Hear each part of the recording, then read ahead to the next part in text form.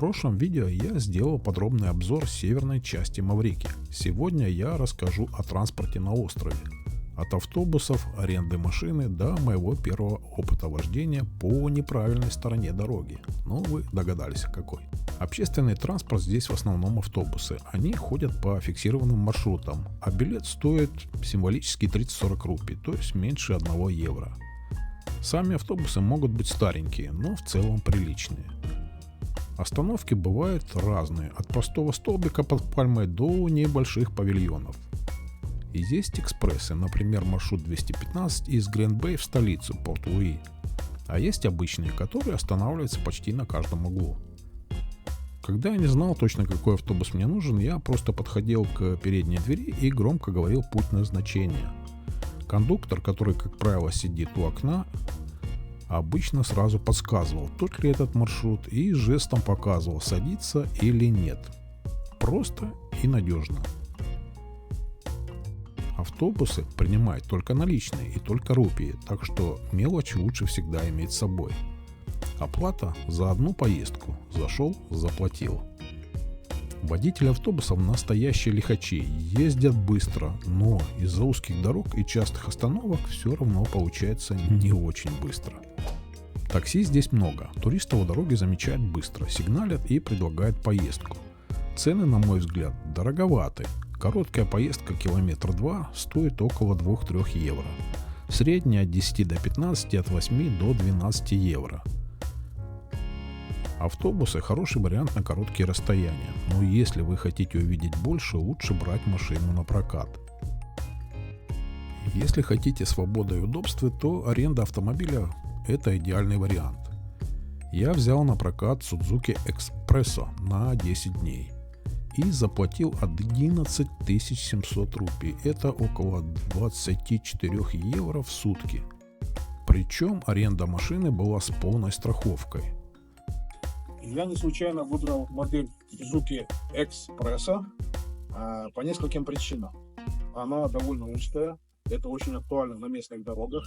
И второе, то, что у нее довольно высокий клиренс. Если вы будете ездить, скажем, на различные природные достопримечательности, это не будет лишним. Но в ней есть и один минус. При езде по горным дорогам, а здесь такие дороги присутствуют, двигатель довольно слабый, но вполне справляется. Самое важное на Маврикии – левостороннее движение. И, честно скажу, это был для меня настоящий вызов. У меня за плечами 35 лет стажа вождения, но к левостороннему движению привыкал дня 3-4.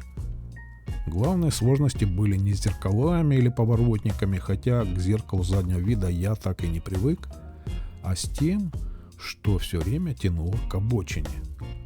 Порой я сам не замечал, как оказывался совсем близко к краю. Это реально опасно.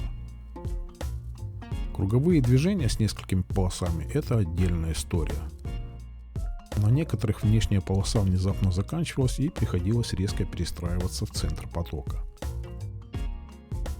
А еще для меня на узких улицах было сложно развернуться.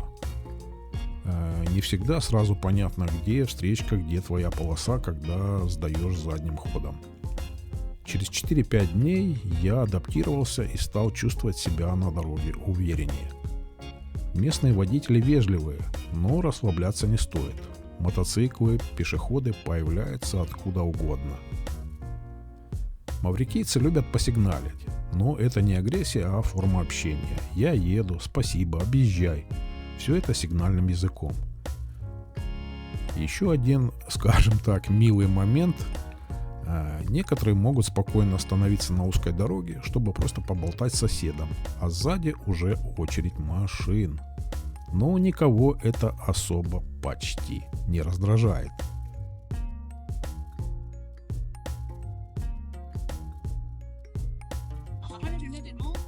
Что касательно парковок, вот как вы видите, у меня за спиной находится парковка, она совершенно пустая. Это не всегда так. В данном случае это пляж Фликенфлаг, он довольно длинный, сегодня рабочий день, поэтому она пустынна. А, например, на Гранд-Бэй там практически негде найти место, где припарковаться. Там, как правило, у пляжев довольно маленькие парковки. Есть, конечно, и побольше, но с этим есть определенные проблемы. Так что если вы поедете на пляж, особенно в районе Грэнд-Бэй, то, возможно, столкнетесь с проблемой поиска парковки. А здесь, как я говорил, вот, например, такая ситуация, что здесь сейчас совершенно пустые парковки. Вот, например, впереди меня, как видите, вообще нет ни одной машины. Вот так вот.